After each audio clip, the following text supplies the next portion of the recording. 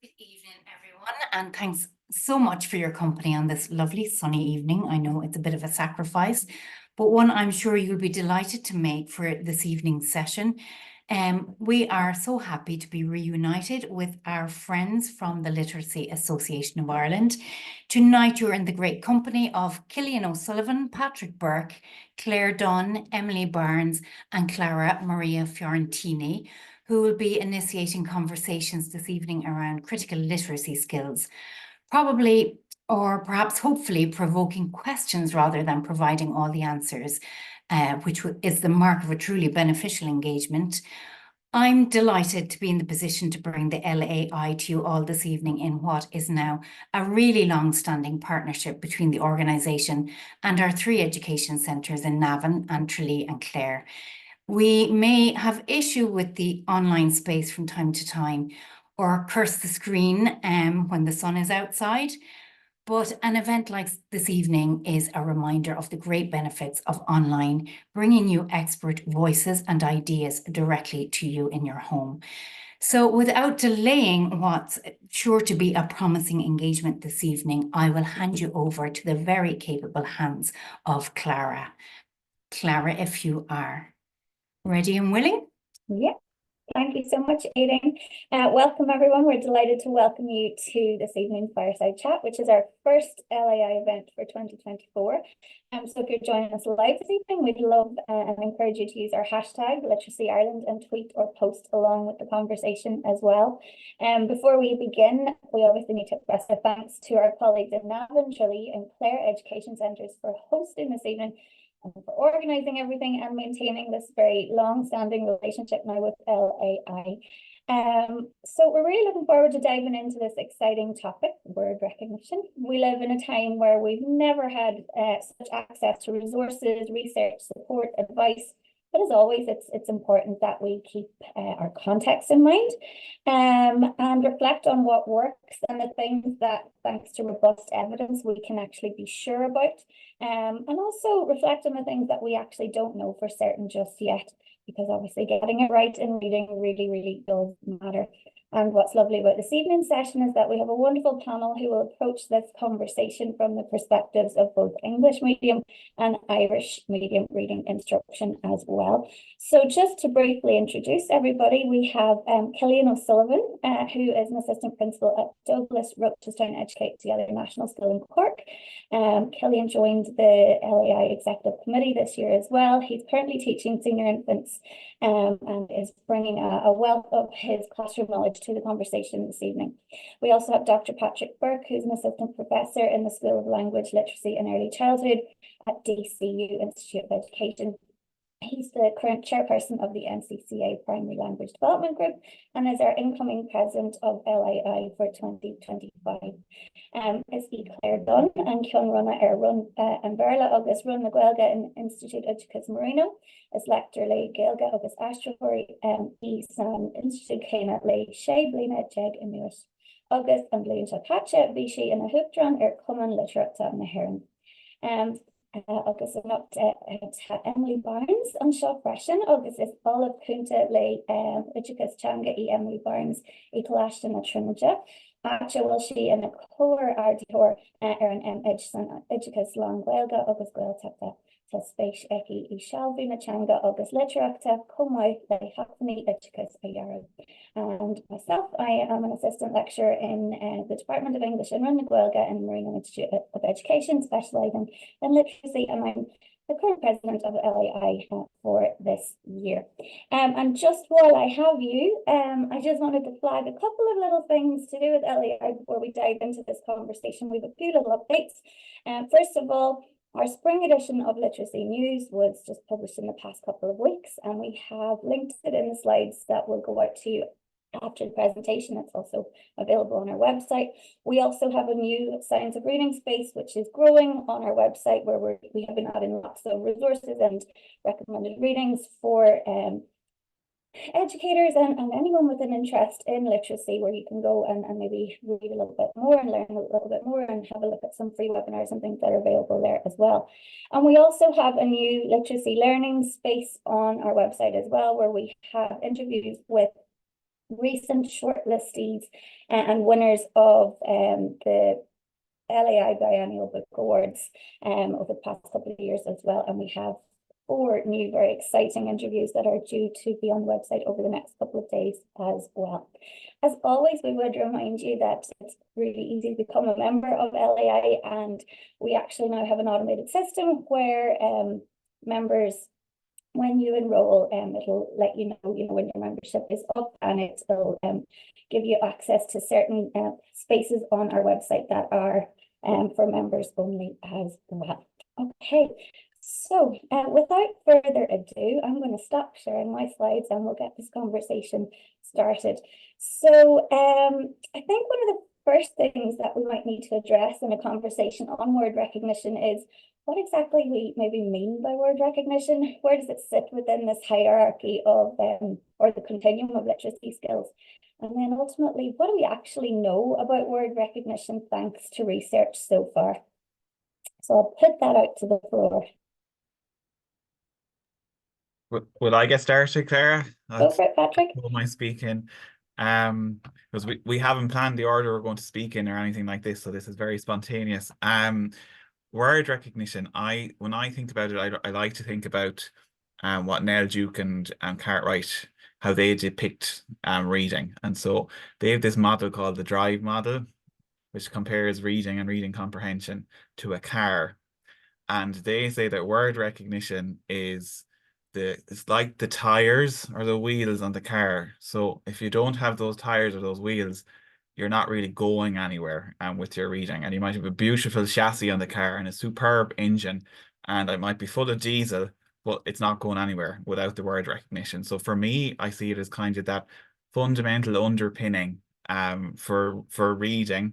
And I suppose in a basic sense, your ability to turn graphemes or letters on a page into sounds, put those together to figure out what the words say, and then I suppose let the magic of a book follow after that once you've been able to do it. So that's, I suppose, what springs to mind when I think about word recognition before we get into the research piece, or what we know about it in more detail. I like that analogy, Patrick, and I think just to add in as well, the kind of the difference I see between word recognition and decoding is that it's meant to be effortless and automatic, as opposed to kind of the effortful work in decoding. And I kind of see it, I like the car analogy. It's probably nicer than this, but I see it as kind of a midway point between the kind of subword skills where we have the decoding, phonological awareness, and so on, below the word level. And then there are springboard towards our sentence level skills, reading, fluency, and comprehension. But the car analogy is more elegant, I think. Yeah, and I suppose for me, when I think about word recognition, I think about the layers of the language, which kind of shines through in the literature, the fact that there's this kind of sound layer, this pattern layer, and this meaning layer. So I suppose it points towards the fact that word recognition is more than just phonics. It extends into morphology, and other aspects as well. So I think it's helpful to have that in our minds from the outset. I also love the car analogy, even though I'm not a driver myself.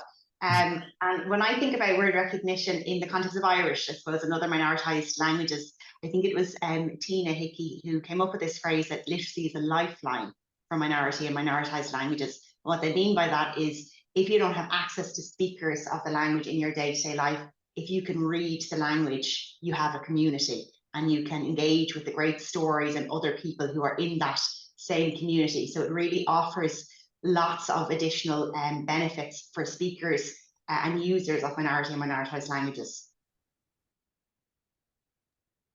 Thank you so much. I think that kind of leads us nicely into just jumping straight at one of those biggest kind of questions or challenges that sometimes comes up when we're thinking about word recognition and reading instruction and dealing with that situation of children getting stuck on words. So how do we know what's actually best to do here? Is there anything in particular that the evidence is maybe showing us or not showing us? You want me to hop in, Clara? So I actually have, we did put together some slides in case it would be helpful along the way. So I might use some of my slides just for a minute or two on this one. So I am going to just throw up some pictures here. And I use this a lot with student teachers to explain, I suppose, the connections between what we see there in print and then how we turn that into actual meaning. And this, I think this relates to your question around, well, when children get stuck along the way, what is it that we need to do? So like, and it's the most basic form, word recognition involves being able to, as Emily said, automatically, we'll say, in time, when you see letters on a page, just straight away, like what that word or what those letters say, what words they represent. For earlier readers, when it's not yet automatic, there's a bit more work involved. And for look, everyone I'd say tuned into this, I'm not going to say anything revelatory in the next minute or so, but it involves, in the most basic sense, being able to turn those letters into sounds. So in the word cat, at, then being able to blend them together. But why we focus an awful lot on that piece. We sometimes forget like the reason why we're doing that, which is so that that child who's reading can make the connection between those letters on the page and that fluffy thing that goes meow and actually figure out, right, that says cat.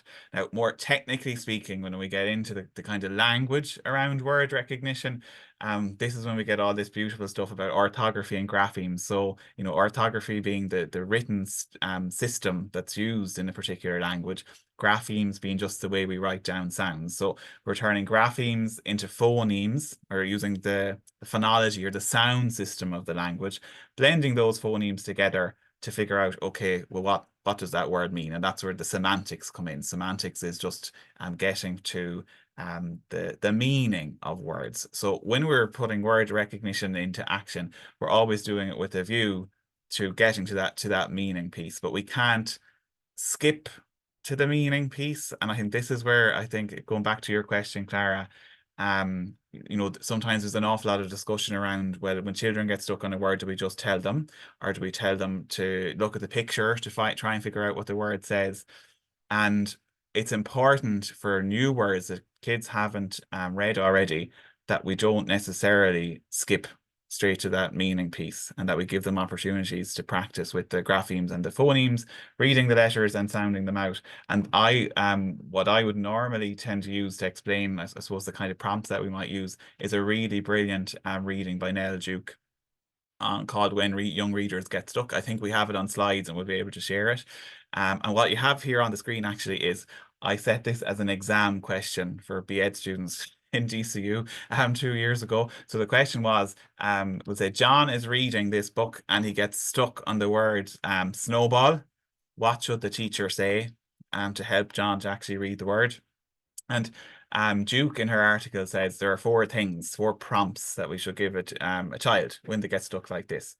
Myself, when I was in the classroom, I would have tended to maybe direct attention away from the word sometimes, and actually remove those opportunities from moving from orthography to phonology to semantics. But I would say there's an emerging consensus, not a full consensus, but an emerging consensus in the research, that we should be using prompts more like this. Look at the words, try and figure out what that actually says there on the page, slide through the sounds that are there to see, can you figure out what it says? If one of the sounds doesn't make sense, try a different sound. That's something in the research we call set for variability, because often vowels in the English language, and I will hear more about Irish, I know, but often the vowels don't match what we expect them to say. So you have to sub in a different vowel to figure out what it says, or break the word into parts. And that's where the morphological piece can come in really handy. So I've actually gone way off on one there in answering your question, so I'll stop sharing again, Clara, but that would be my thoughts on it, but I'm sure the others have thoughts too. Thank you, Patrick. Anybody else like to comment on that?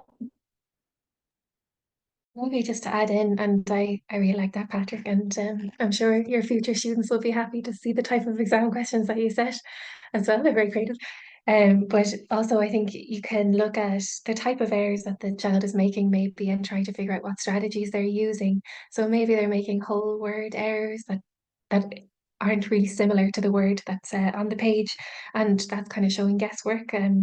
And then maybe they're just, maybe just a single letter that's off, so tier instead of team, and so on. And you can look at that, and that's just decoding a small part of decoding as well.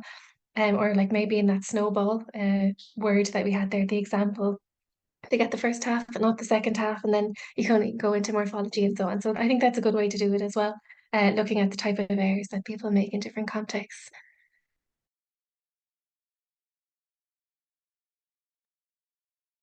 Thank you. Sorry, I was just going to add to Emily's there, in the research that was done on children reading in Irish, the most skilled readers were able to use some kind of a decoding strategy rather than just slotting in a word from English or another language. So it's a really helpful skill in English and in Irish, particularly at the beginning. And I think what's been highlighted here is the application piece, that that students are getting the opportunity to put their phonics knowledge into practice in the classroom. I suppose for me personally, I found like Wiley Blevins' heuristic using the 7 key ingredients of phonics success. So I've also put together a couple of slides to kind of showcase what that looks in my classroom. I promise the evening won't be all slides, but this is this will hopefully be helpful to some of you. So what we have here, and this is accessible in this open access article put together by ILA. It's a briefing paper in meeting the challenges of early literacy phonics instruction, but it also shines through in the work of Wiley Blevins. He has a book from 2017, and he has a more recent book that came out this year that really looks at this, and it's written in a really accessible way for teachers. And so I suppose that these 7 ingredients shine through in the literature, but we know different things. I suppose that there are still some unanswered questions in relation to some of them. I suppose the scope and sequence there, ingredient 2, that's important to have set at a whole school level. That it's clear the progression that we want the students to see and how those skills build upon one another. But we do have then unanswered questions in that regard as well, which we'll probably come back to later. But with piece ingredient 3, 4, 5, and 7 there, those ingredients really focusing on the application piece. What opportunities do children have to apply their phonics knowledge or morphological knowledge even in the classroom. I suppose that decoding element was illustrated really nicely by Patrick there. But like in my classroom, these sort of tools I find really helpful to put the skills of blending, segmenting, and I guess those word awareness skills into action. So the likes of a word building mat can be really useful for the children to I guess blend sounds together and to do that from the outset.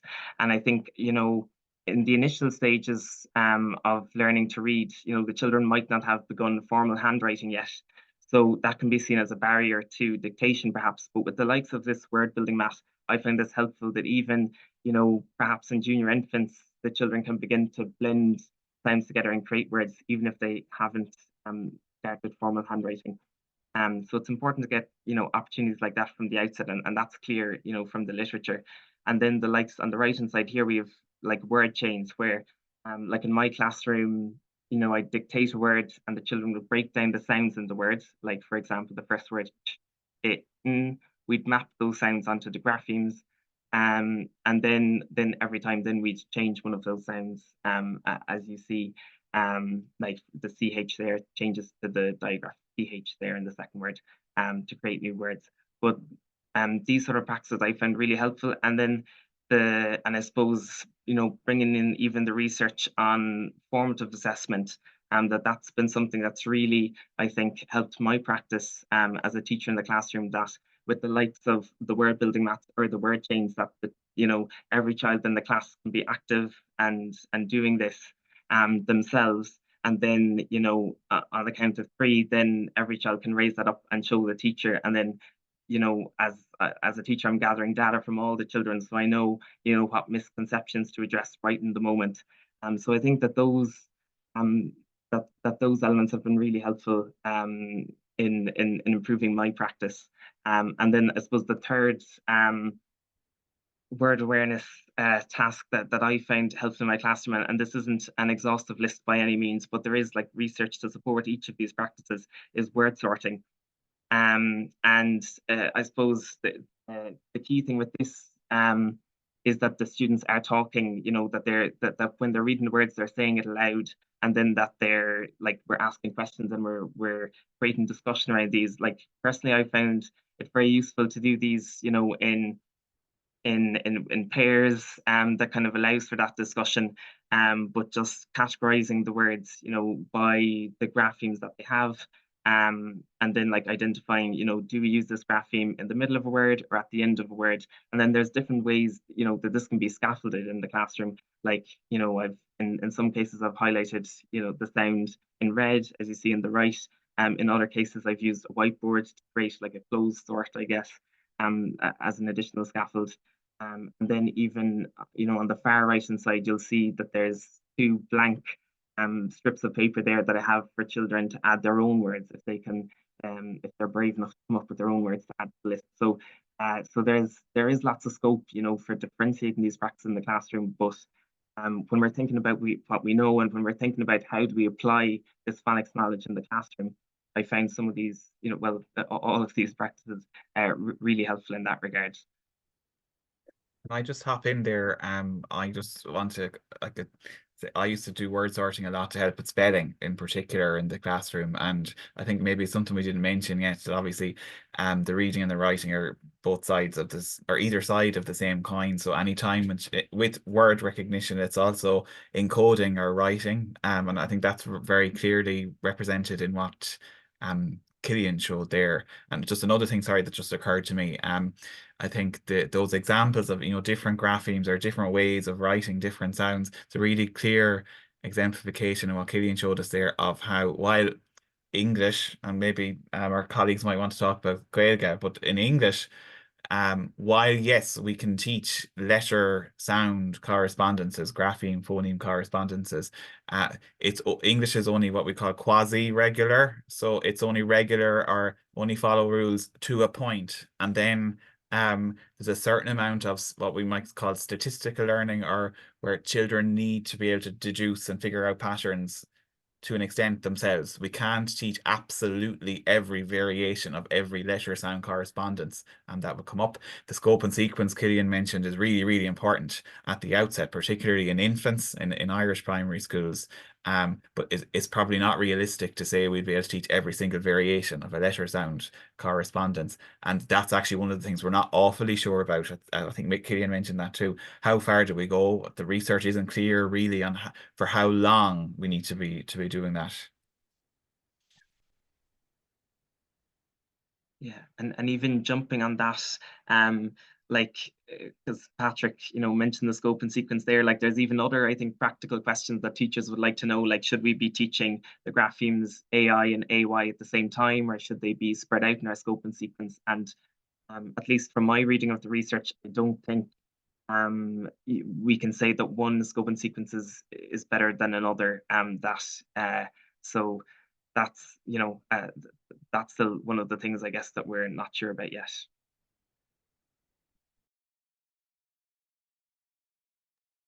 Yeah, Go ahead. Go ahead. About the grapheme phoneme mapping in Irish, because it seems that Irish is more regular than English in that regard.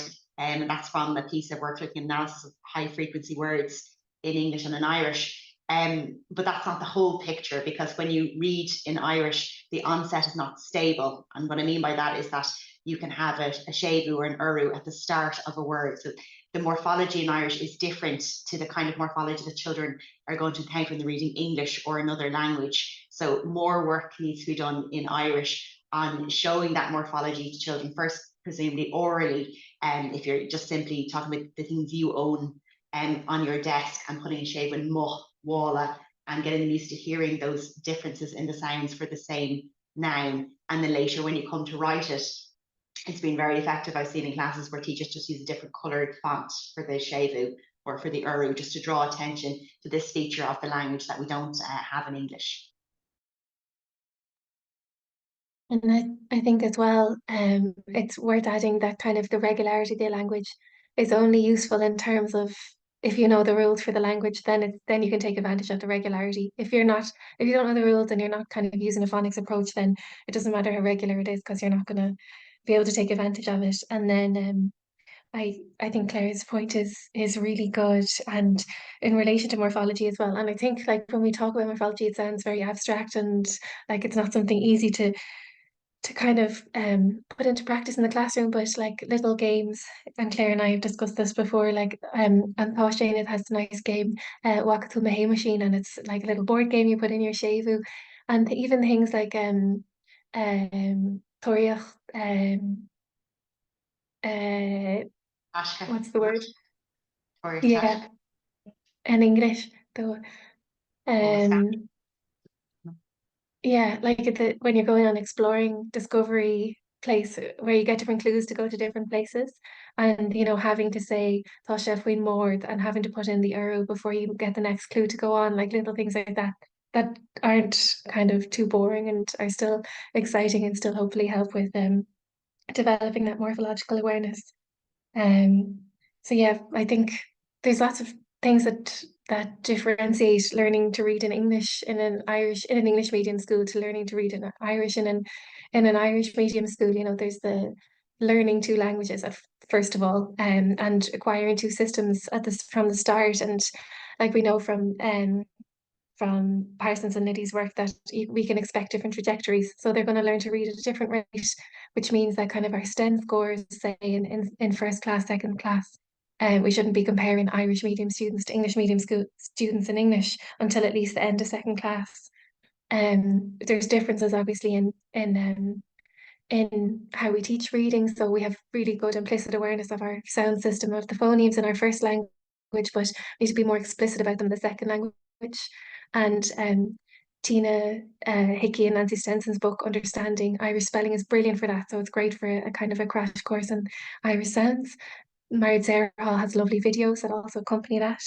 And then I think Jackie de Bruyn's work, her recent work, is lovely in showing that, in terms of comprehension then as well, there are differences. So often in Irish medium classrooms, we're really focused on making sure that kids can decode or can understand every word. So we're really focused on vocabulary building, and maybe it's at the expense of comprehension strategies sometimes. So still focusing on our strategies as well is another important thing. And then the third thing is kind of the majority language split. So like there's different availability. Now there's great availability of good resources in Irish, but there wasn't for a while. And then the other thing is having parents at home who will do reading in Irish. So that we know that reading in any language at home helps. And even you can use bilingual readers if you have bilingual books, do a chapter in Irish in school, a chapter in English at home, and be able to make that connection home to school. So those are just a couple of things that kind of spring to mind in relation to Irish and English in terms of teaching and learning.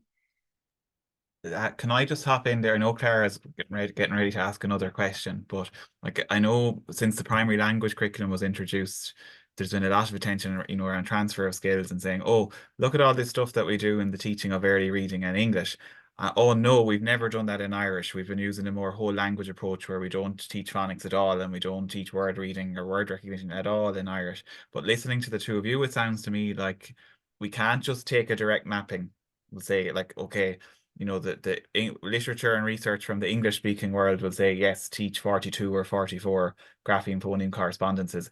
There is some people starting to say we need to pay more attention to morphology in English early on, but I think that's very much something we're not so sure about in those early stages.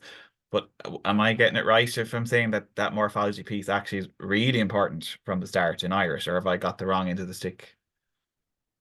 I think first, like the phonemes, the different sounds that we have in Irish, a really good way to introduce children to them are by doing tongue twisters or songs and things like that.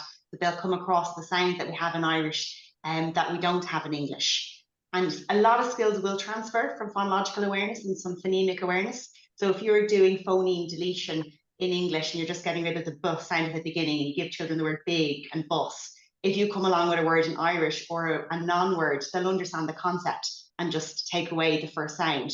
But what they need help with is being able to make those sounds in the first place. So the sound in Irish, and this is part of your thesis, Emily. That was a sound that children had difficulty with, and that's not that surprising because they haven't heard it in another language. And the sound in Irish as well, unless you know, we have German friends or something like that you've heard it before. And this morning I was talking to somebody who works with children who are deaf or hard of hearing, and she was talking to me about visual phonics, and I find that very interesting, that there's also a little gap sheet for whatever sound you're making. I think that would be very helpful when you're introducing some of the phonemes in Irish that are new, showing mouth position, getting them to feel at the back of your throat, and even having a little symbol to show that these are an extra set of some phonemes that we're going to learn to help us read in Irish. And then when you're writing up words, and children come out with a word in English or in Irish, just using a different coloured pen to show that they belong to different languages. And if they come up with a word in another language again, take out another marker, you know. I love that though, the idea of having different getchy for different sounds, especially because like with the consonants are represented, the slender and broad consonants are represented by the same consonant letter, then the neighbouring vowel distinguishes them. But it would be so useful just as visual to have kind of a getcha for say slender consonants and broad or whatever, just to make it simple. And your back to your question, Patrick. Yeah, I think well, we haven't done the research on it yet, not really, but I do think morphological awareness will turn out to be more important in Irish literacy development and attainment than it is in English. Even though, like you say, there's research coming to the fore now that in English it's really important, and particularly as well for dyslexic students, you know, it can be a complementary source of information in the in the written language. Brilliant. Okay, so I'm going to bring us back to quality instruction, because this is something that Killian, you were pointing towards there, and I want to jump back to something that we can't avoid really, is the discussion around what do we do with sight words or these high frequency words, or you know, you mentioned, or Patrick mentioned, regularities and irregularities, and for me, whenever we think of high frequency words and the narrative around those, irregularities is what comes up a lot. So what is research or evidence telling us about high frequency words, and what do we need to do instruction wise there? Yeah, thanks, Claire, for highlighting that. So yeah, high frequency words instruction, I guess, is ingredient 6 that was highlighted on the slide. I suppose that has come through in Wiley Blevins' research. And when we're thinking about high frequency word instruction, like at the moment, the research is pointing towards the fact that we should teach high frequency words perhaps as we would teach other words, and mapping the I suppose the children's understanding or knowledge of sounds to the letters and to the meaning. So I suppose emphasizing the parts of the parts of high frequency words that the children know based on their, you know, phonics knowledge taught to date, and then the parts of those words that perhaps might, you know, that might be unknown, or that might contain, you know, a pattern that hasn't been learned yet. But there are certainly like unanswered questions, you know, around high frequency word instruction as well. Like I think it's unclear what's the optimal number of words that should be taught at different points, you know, of reading acquisition. Like how many high frequency words should be taught to children, you know, in junior infants, senior infants, or first class, for example. That, you know, appears to be unclear. And but I think there definitely is a need to have, you know, like some teaching of you know, a judicious amount of high frequency words in some regard. I might just hop in there. I think like it's coming through in some of the comments there how, you know, in discussions around, we'll say, the science of reading, sometimes it can seem like, oh, this is all, like we know the answers to all of this, like get with the program, when actually we don't. There's an awful lot of stuff that we're not that clear on, and in the absence of, we'll say, an answer from the research, teacher discretion and teacher knowledge is crucial. So when teachers are working with children in front of them, they can make decisions around this if they're well informed around what they're doing. Research will bring you so far, but it won't bring you the whole way, I think, with questions like that.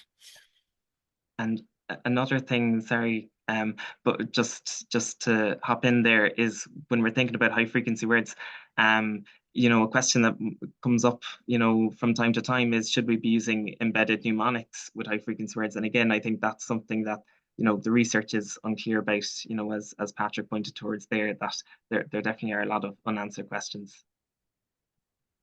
And the same is true for Irish. There are some things that we know, like that the high frequency words in Irish can be grouped by their vowel sounds, you know, and there's a pattern in them. There also are quite a few of the sounds. So isteach and the mach, which, you know, feature a lot in poems and songs and things like that, which you'll do with kids in the early days.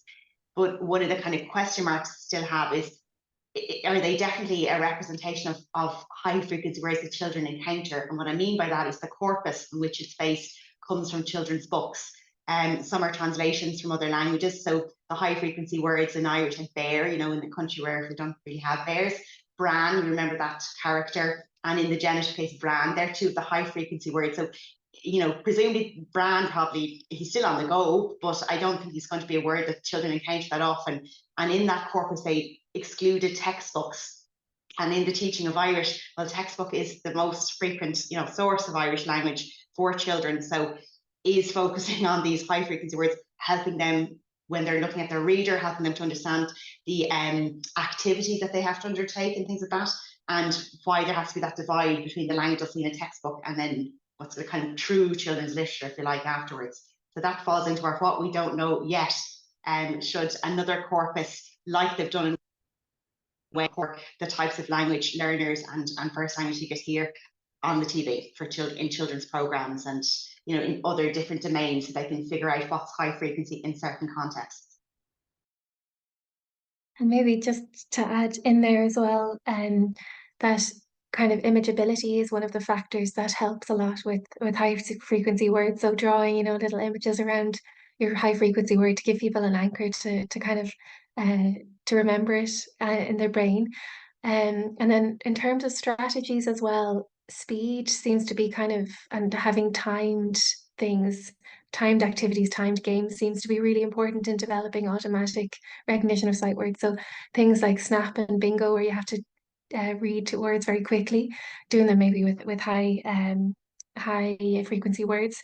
And then other apps that are good are, there's Grapho Game in English, which has a kind of, I think you have to burst or like annihilate the words as quickly as possible, which is good for developing sight word vocabulary. And then Code McGuiga in the CCEA up north have developed, also has kind of really good timed games that are useful for developing the sight word vocabulary in Irish. Right, this is great, guys. Thanks so much. Another thing I wanted to raise as well, because it definitely is something that comes up. Like, is there a set scope and sequence? Because I know scope and sequence was one of the things that came up there. Killian and Blevins's principles of effective phonics instruction. We can get kind of bogged down sometimes in worrying, you know, what we should start with and what we should follow. What do we know about this, or what don't we know about that yet? Yeah, and unfortunately, I think there's, you know, there's a wide array of scope and sequences. Like I've seen like scope and sequences that are very, very different. So I mean, I think at the moment we don't have research to say that one scope and sequence is better than another. So it's I suppose ensuring that there is a scope and sequence set out by a school in your whole school plan, and following that. So it's important to have one to ensure that all the, I suppose, most common letter sound correspondences are taught systematically. But in terms of the order, it's you know, I think we don't have definite research to suggest that there is, you know, a set scope and sequence that we should be following. And if I just hop in there, I think it's really interesting that we're using the term scope and sequence in Ireland. When I was studying in the States 10 years ago, it was a term I was very familiar with. It's only recently, I think, that's, you know, become part of the vernacular here. And as Killian said there, it's more about the systematic piece. Is there some consistency? Is it thorough? And is there like whole school consensus? And I know just anecdotally, I hear tales of schools who maybe, there might be one program in one use in one class and a different one in another class. And that there's nothing in principle wrong with that, but it does create the potential for more pitfalls or that scope and sequence having holes in it. So I think that discussion and that whole school buy-in around it is more important than, well, which one are you using? Because as Killian said, we don't have research to say that, the scope and sequence from Happy Time phonics program 1 and we all love reading phonics program B, that one is better than the other, and the research just doesn't tell us. And even just to add to that, like I think sometimes as teachers we think that if a program or even if a phonics workbook has senior infants labeled on it, that it's going to follow the scope and sequence of the school because it has senior infants on it. I'm teaching senior infants, but that isn't necessarily the case. So just kind of as a note of caution, no matter what the class level is labeled on a certain resource or program, it may not necessarily follow the scope and sequence of your school. So that's just something to be wary of. What about in terms of Gaeilge then, and scope and sequence? How does that fit in? Our Dare Hall series is really good, and it's done out in terms of complexities of different things that would be more complex in Irish are later in it. And so that's very handy for teachers because it is done out for you, shared on she as well in their resources. Pay attention to the sounds you hear at the beginning of words first, so you're easier to hear before you move on to the sounds in the middle of the word. I think those are both very good programs. Okay, and seeing as Patrick mentioned the word vernacular there, another term that has gained a lot of, I suppose, popularity recently and has garnered a lot of attention has been the word decodables. So in terms of word recognition and I suppose going back to quality instruction, where do decodables fit in? What's research telling us about decodables, or maybe what it isn't telling us about decodables yet? Anybody would like to jump in there? I might hop in, just try and be quick. I think like when I went back and read some of the research on decodables today, because obviously I knew I'd be talking about it this evening. And there's a meta-analysis done last year, was published in Reading Research Quarterly by Pew and colleagues, 2023, and where they compared the effect of intervention programs where children read using decodables to where children read using books that weren't necessarily decodable. And sorry, just to be clear, when we say decodable, we mean that the letter sound correspondences that the children encounter in the text are ones that they've already been taught. So like a text that's decodable for one child might not be decodable for another. But so basically where they follow that scope and sequence, were they better? Were there better outcomes for children when they followed decodable texts? And the findings from that big review of studies were kind of ambivalent or ambiguous. It didn't come out awfully clearly that if children learn with decodable readers, that they're definitely going to be much better at reading. Now, that said, there are lots of caveats. So even within that study themselves, they said we need better research on this. So this is something that, again, I'd be putting in for me, and the others might not agree with me, my hunch is that yes, there is definitely value in decodables in those very early stages so that children get quick application of the letter sound correspondences that they've just learned. But we don't have great research to say when that should stop. And we need to be very careful when we're using decodables that they don't become the only thing that children encounter. Because while we're talking about word recognition this evening, word recognition only accounts for a certain amount of the variance, or only explains a certain amount of children's reading success. Language and a whole load of other skills that actually aren't necessarily facilitated at all by decodables are extremely important. So there's definitely a role for them. And I think we'll see more and more research on that in the coming years.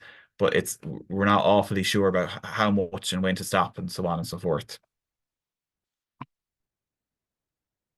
Yeah, Sorry, Emily. agree there with everything Patrick mentioned, and I think in the initial stages of reading, as you mentioned, I think they can have their uses, and then also because they kind of repeat the same words again and again for developing that sight word vocabulary, they can be quite good for that.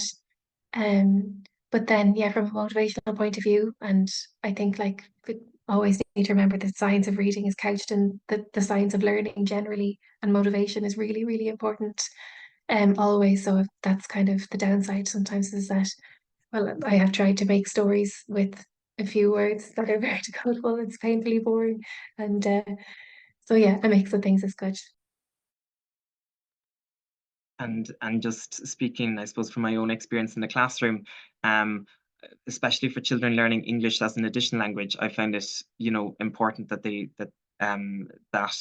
that they certainly have, exposure to a wide variety of texts from the beginning, just because, as some of the limitations that are mentioned by others, just in terms of, with decodables, that we can have limited word choice, limited vocabulary, and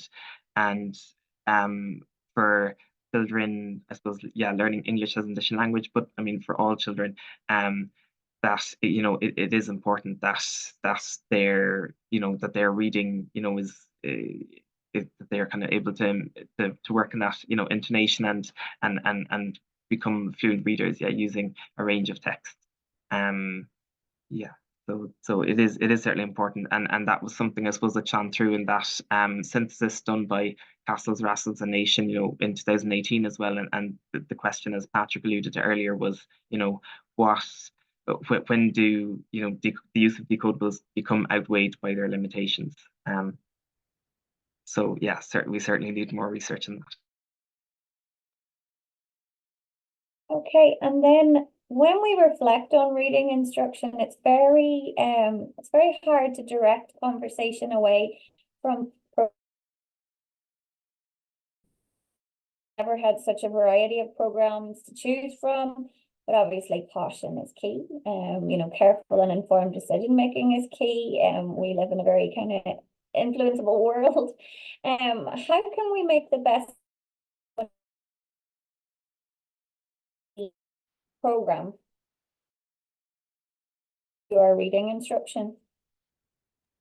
You're asking us, you broke up a little bit, Clara, there, is that what are the best components for a quality program, literally program to teach? Oh yeah, this was for Irish, it has to be rooted in the orthography of Irish. Sometimes there are these sort of poor cousin to the English version, which has just been wholly translated, and that doesn't work because there are features of Irish that are different and special compared to English, and vice versa.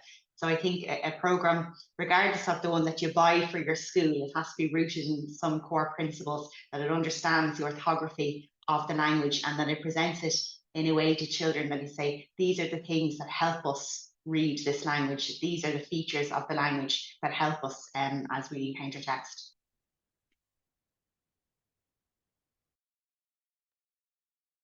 And what about in program? I think you broke up there again, Clara. Oh, sorry, Patrick. I was just English programs. Next program. And again, I'm going to take it that the question is, what should we look for in a program for English phonics? Is that it, Clara?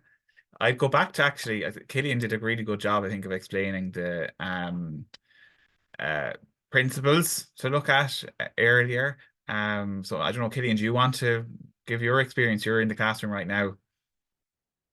Yeah, well, I guess, I guess for me, I just kind of I look at those 7 principles. So be it like the readiness skills, the scope and sequence, blending and dictation, word awareness skills, high frequency words, and reading connected text. And I think about the program I have, and then I see to what extent does the program, I suppose, align with those principles. Do the children have opportunities to practice the application of the skills?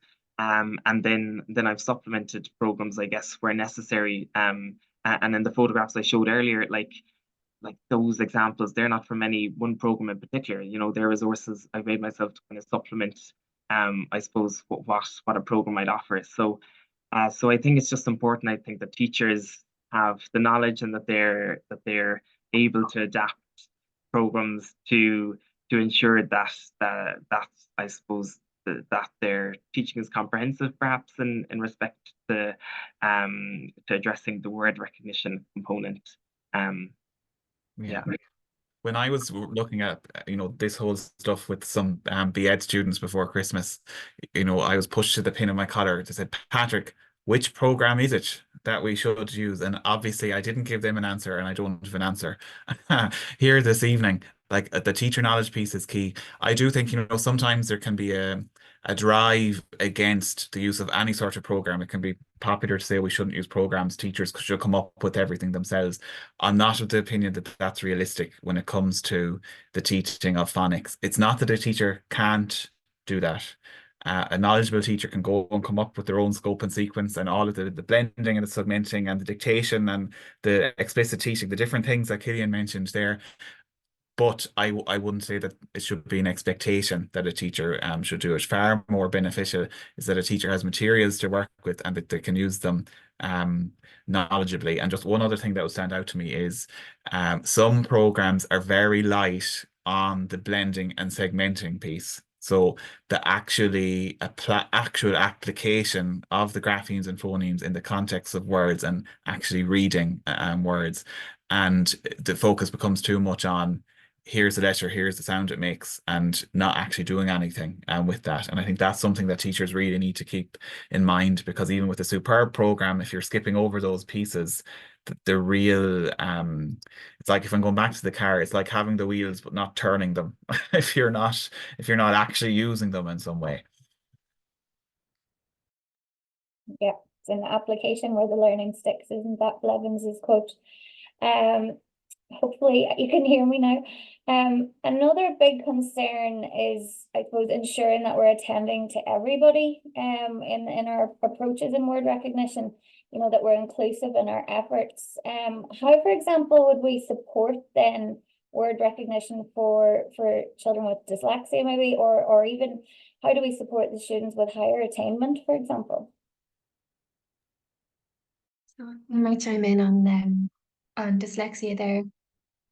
I think, what we know from the research is to provide support as early as possible. So we know that, for example, phonemic awareness and phonics interventions are much more effective the earlier that they're completed and the younger that they're done. Within reason. Now, you're not going to do them when someone's 3, they need to be ready, but kind of providing support as soon as you see an issue, and the continuum of support that we have now does allow for that. And the second thing is kind of making sure that there's lots of opportunities for exposure to text. So there's varying research in relation to how many times we need to see a word to store it as a sight word. But people with dyslexia need to see the word more times than someone without. So making sure that people are able to kind of have enjoyable but kind of consistent exposure to text in that way. The third thing then is kind of working on complementary skills like not just decoding, but looking at building up vocabulary and building up morphological awareness. And some researchers, Carlston and Elbro, have had really good results from morphological awareness interventions. The fourth thing then is being explicit about writing skills. So that's, for example, using writing frames, discussing how to structure text before you do it, and then using editing checklists at the end, really discussing how to use punctuation, not just relying on people's implicit knowledge. And then the final things is making sure that people kind of get to show their strengths. So dyslexia is just an issue with the technical word reading skills, just decoding. They're kind of, it's the most boring part of literacy, really. So making sure that people aren't put off literacy and literature, and giving people the opportunity to succeed. So it might be that you ask a kid to read the story back to you that they've written, so you're just focused on how creative they are and the structure of it rather than those mechanical skills. And also making sure that they know that it's not related in any way to their success or to their kind of intelligence or strengths as a person. It's really, mechanical skills are, they're quite boring and benign, but they're useful, of course. I might hop in there. I don't agree at all with what Emily said. about this being boring, but I do agree that, and otherwise there wouldn't be 200 people here listening. I'm joking, Emily, but I agree it's a means to an end, and like it's so important in working with children with dyslexia that the decoding difficulty that they might have doesn't become their entire being, which there is a risk of happening if this is the only thing that you see, or if as a teacher you're thinking that's a child who can't decode and you don't see the bigger picture there. As Emily mentioned, one thing that just strikes me is, and I think we've been paying an awful lot more attention to this in Ireland in recent years, is assessment, like early assessment, screening. We've got wonderful Irish tools coming on stream that allow us to make sure that we're not leaving it to chance, or that children aren't getting lost along the way, particularly in that senior infant period when there has been time for children to actually have been taught certain letter sound correspondences, some time for a review, and then opportunities for the teacher to say, well, despite it having been taught,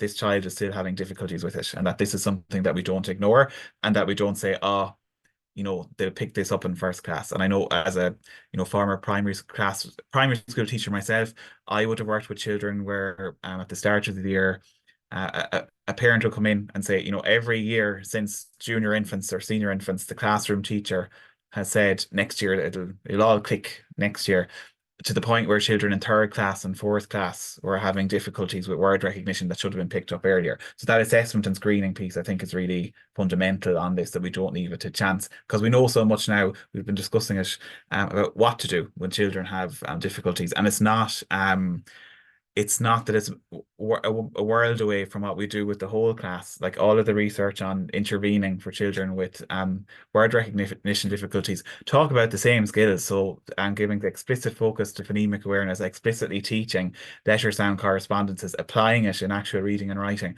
but that maybe the parameters around it are slightly different. So it might be in a smaller group, with more more kind of back and forth between the teacher, and as a result, greater assessment and ongoing monitoring along the way. I take the other the other part of that question is about children who are really interested in reading or who need to be challenged a bit more. And there's a lovely idea in Gaeltacht schools called Soar Chaintóirí. They just bring in great speakers from the community who might be an expert like on bees or something, and they come in and the children just listen to how eloquent this person is, and they're speaking in Irish. And I think the same thing could happen for reading Soar LAI-Fireside, where you watch videos. The scale and lay and teaching car is very good. You people with brilliant prosody and emphasis and emotion when they're reading, and showing children examples of people who are really good at reading in Irish, and then giving children the opportunity to record themselves. And it gives them an extra layer of practicing. So you want to practice and be very good so that you can record yourself and make a video of yourself being that Soar LAI-Fireside. If you're in the senior classes, you could share it with the junior classes, that there's a spruck or a goal for children really advancing and enriching their own language and literacy skills. Just to come in there as well, and I know this was a question that came in, I suppose around parents supporting word reading at home as well, or word recognition at home. So what to do, for example, if a child learns to read in the absence of phonics instruction, would it still be recommended then to focus on phonics skills at home? I think that this isn't just something that will happen at home. This is something that will happen in the classroom.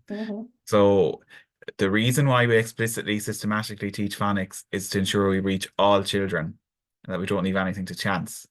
But that doesn't necessarily mean that all children need to be brought explicitly through it, because there will be some children who come to school able to read. My guidance on that will be, if a child, this is very context, specific, but if a parent is working with a child at home who is able to read, I'd be sure, first of all, that they're actually able to decode. So sometimes it can be the case, particularly with early readers, if there's a lot of repetition and rhyme in them, that a child gives the appearance of being able to, know phonics patterns and able to decode, but they're not actually. If you give them a nonsense word, for example, they can't read it because they haven't acquired that automaticity in blending, we'll say, and decoding. So that, if you can be sure that the child actually does have those skills, I'm not sure that there would be massive benefit in a child who's well able to read independently to be spending a lot of time on phonics, particularly at home. far more valuable will be developing language skills around reading, discussing what's happening in the book, and that enjoyment piece, rather than getting bogged down in phonics, if those provisos that I set out there are all met. Okay, I'm looking at the time, so I'm going to squeeze in one very last question here, and we're very conscious that there's plenty of questions in the Q&A as well, and if we don't get to answer them all in the Q&A function, we take note of them and maybe respond to them in ways through you know, our social media and our website and so on, and future events as well. So our theme for this evening has been word recognition. If we were to wrap up now and think about word recognition within the bigger picture, within the bigger literacy picture across English medium instruction and Irish medium instruction, where does word recognition fit?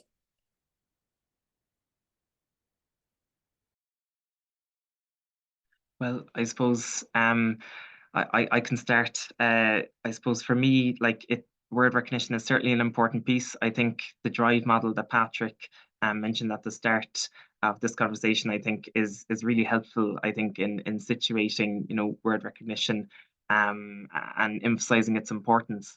But an article that I find helpful and that's really accessible to teachers that will have linked, you know, in the resources to follow, is this piece by Mesmer and Kambach, you know, which is, it's only published a couple of weeks ago, but it talks about, you know, the other aspects of language comprehension that are important to develop even with the earliest readers, those emerging readers. So, you know, it takes, I suppose, that language comprehension side of Scarborough's rope, which, you know, isn't talked about as often, and then it breaks down the you know, language structures, verbal reasoning, etc.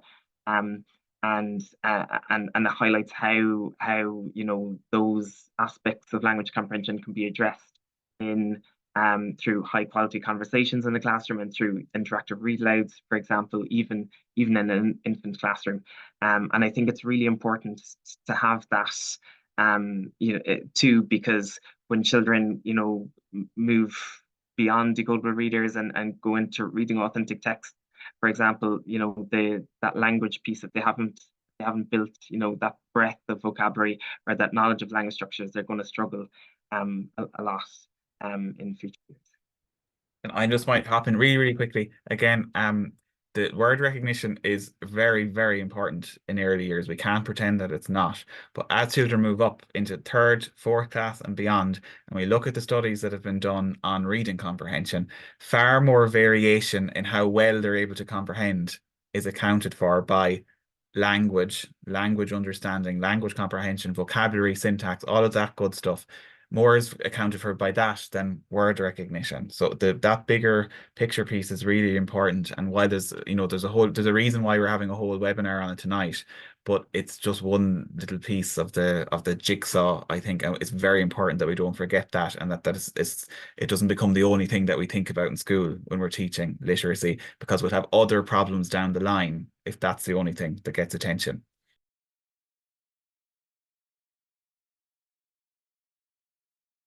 Okay, I'm just going to share the screen. I don't know if Emily and Claire would like to come in with anything there on word recognition before we let you go.